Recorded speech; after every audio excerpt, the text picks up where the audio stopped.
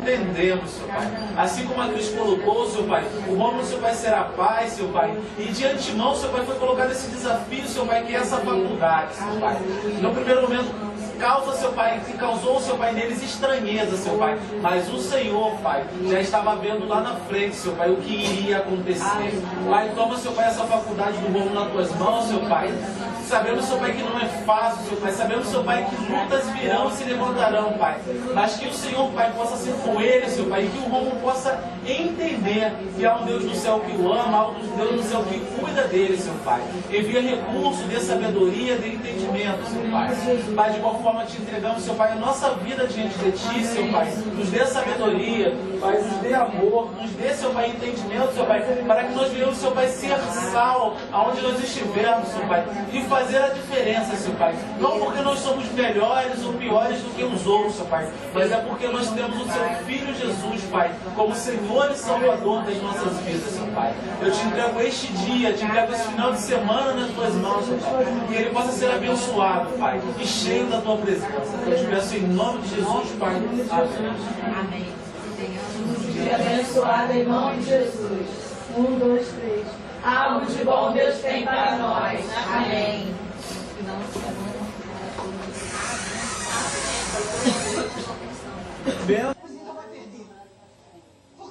Assim te entregamos esse momento para a tua mania, em nome do Senhor Jesus Cristo. Amém.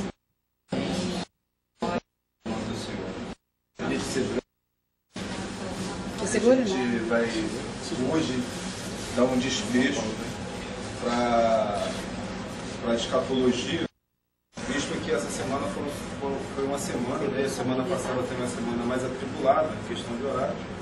Então a gente perdeu um pouco da continuidade, a dinâmica do tema que deveria ter tomado. Mas o importante é louvar a Deus e refletir na sua palavra. Então a gente vai vir novamente em Daniel 9, lá no versículo 27, que nós vamos falar hoje justamente da prisão de Satanás, dos 1000 anos, né, do milênio, e dos novos céus, nova terra, que tudo se fará novo. Então assim diz a palavra do Senhor. Daniel 9, 27. Ele fará firme aliança com muitos, por uma semana. Na metade da semana fará cessar o sacrifício e a oferta de manjares.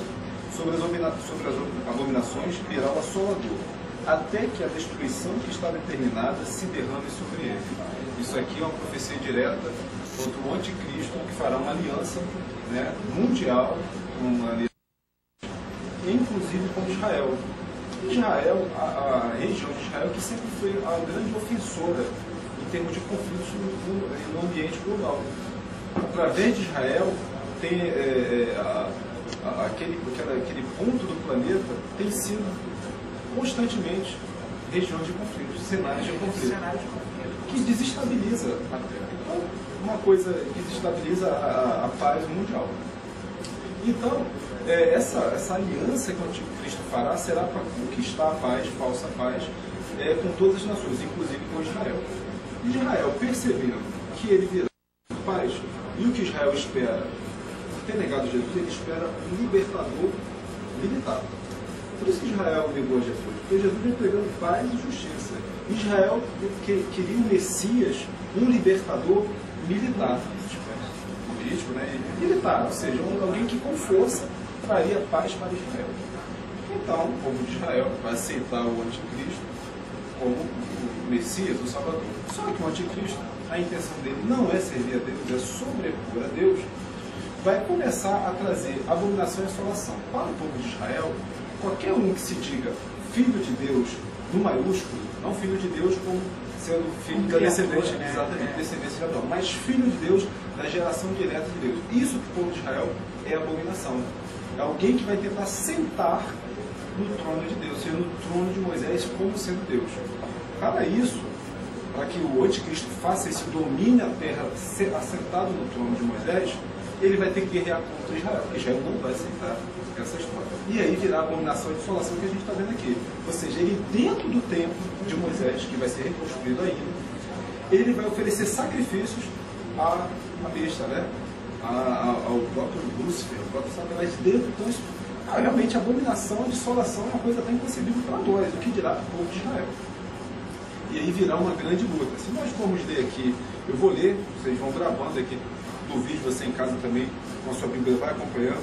No livro de Marcos, no capítulo 13, no capítulo 13, no versículo 14, fala assim: quando, pois, vis a abominação da desolação situada onde não deve estar, quem nem entenda, então os que estiverem na Judéia fujam para os montes, quem estiver em cima do eirado não desça e nem entre para tirar da casa alguma coisa. E o que estiver no campo não volte atrás para buscar a sua capa. Ai das que estiverem grávidas e das que amamentarem nesses dias. Orai por isso, orai para que isso não suceda no inverno, porque naqueles dias será tamanha a tribulação, como nunca houve desde o princípio do mundo que Deus criou, até agora e nunca jamais haverá. Você perceba que quem falou isso não foi ninguém senão o próprio Senhor Jesus Cristo. E ele está citando aqui Daniel, que nós acabamos de ler.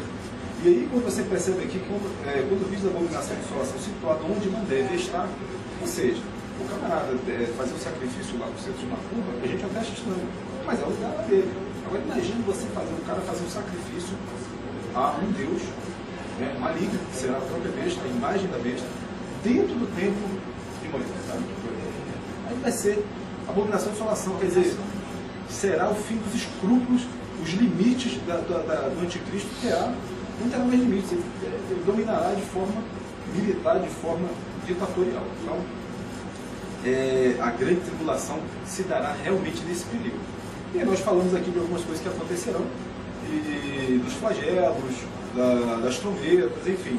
Muitas delas a gente está vendo se cumprir.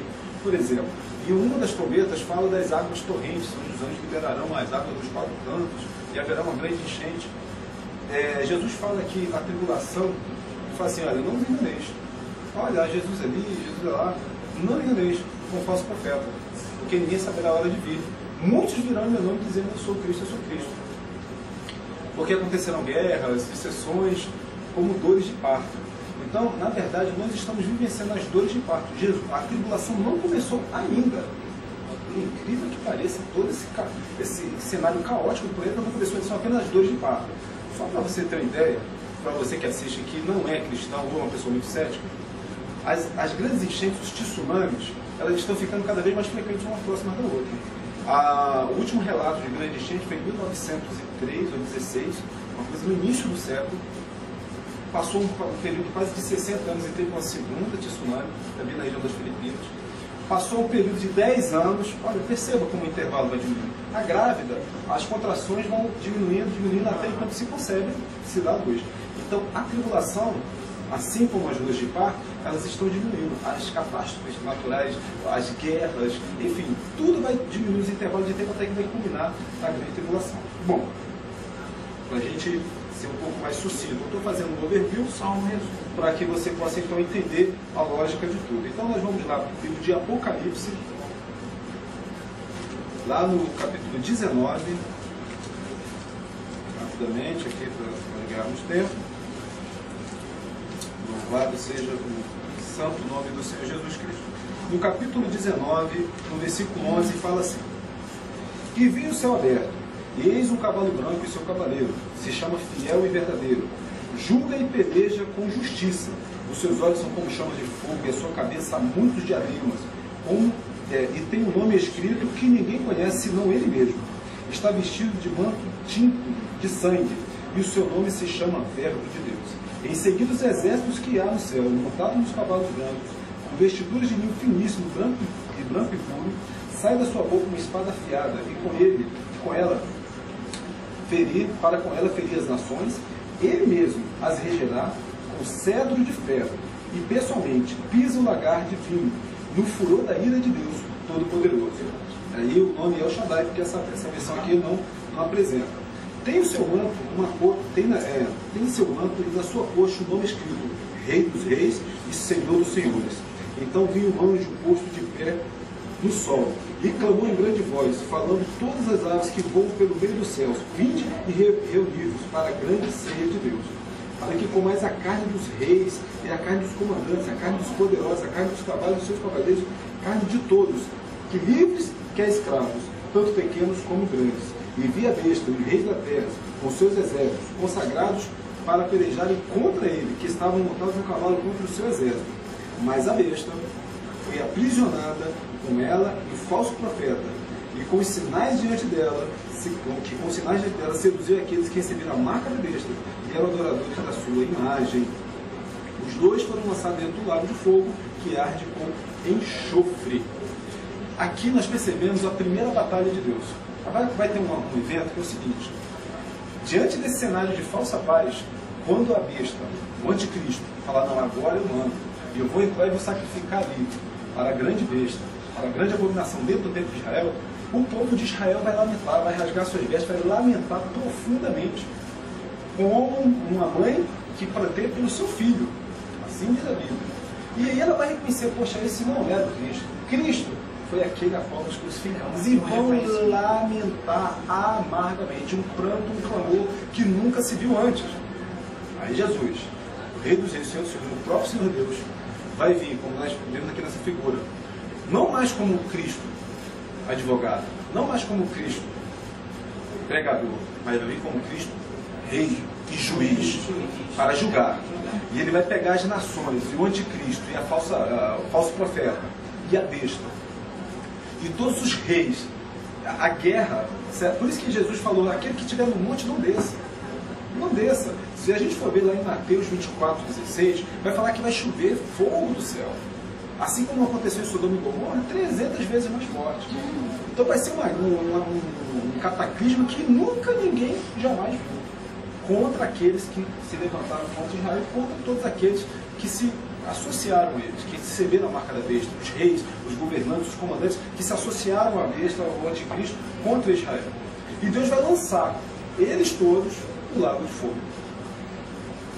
Será uma limpeza do planeta. Vamos dar sequência. O tema é tão profundo, mas infelizmente temos que correr. Ainda no livro de Apocalipse, nós vamos ler o seguinte: louvado seja o nome do Senhor. Então vi descer do céu um anjo com uma chave do abismo e uma grande corrente. Ele segurou o dragão e a antiga serpente, que é o diabo Satanás, e prendeu por 1000 anos. 1000 anos. Vi também tronos neles assentados, neles os quais foi dada autoridade para julgar. E vi ainda almas dos decapitados por causa do testemunho. Isso é a galera que morreu durante a grande tribulação, mas não negou a Cristo. E esses também tomarão parte do reino de Deus. E aqui, você vai ler no capítulo 20, até o versículo 6, que haverá um governo feito diretamente por Jesus aqui na terra por um período de 1000 anos, onde Satanás, o falso profeta, estarão presos durante 1000 anos, um governo terreno. Inclusive nós, que fomos arrebatados, estaremos com Jesus, só que agora em corpo glorificado. E governaremos junto com Jesus aqueles que sobreviveram à grande tribulação. Seres humanos, normais. Vai haver essa guerra, mas nem todos morrerão, haverá sobreviventes. E nós governaremos ao que restar, juntamente com Jesus. Satanás será solto, após os 1000 anos será solto. E Satanás ainda vai seduzir, não mais a nós que estamos incorruptíveis, mas aqueles que sobreviveram, ele vai seduzir. E essa sedução que ele vai fazer, ele vai conseguir reunir um exército contra Deus, contra Jesus. É incrível. As pessoas serão governadas pelo próprio Senhor, não haverá doença. A Bíblia fala que haverá espanto de uma pessoa morrendo com 100 anos. Uma pessoa morrendo com 100 anos, nem se criou. Não vai haver doença, não vai haver paz de verdade de ambiente. E mesmo assim as pessoas vão ser seduzidas por Satanás para guerrear contra a Deus. E aí haverá a grande guerra da Armagedon, onde essas pessoas que se aliarão com Satanás irão guerrear contra Deus. Haverá uma grande guerra. Aí sim, Satanás, seus anjos e todos aqueles que não forem contra Deus será lançado do lado dos Guenas, que é o Guena, né? O lado do fogo e enxofre. E haverá um grande trono branco, onde Deus, aí sim, lembra do trono das bodas do Cordeiro, onde havia o tribunal de Cristo, também foi só a participação de lucros.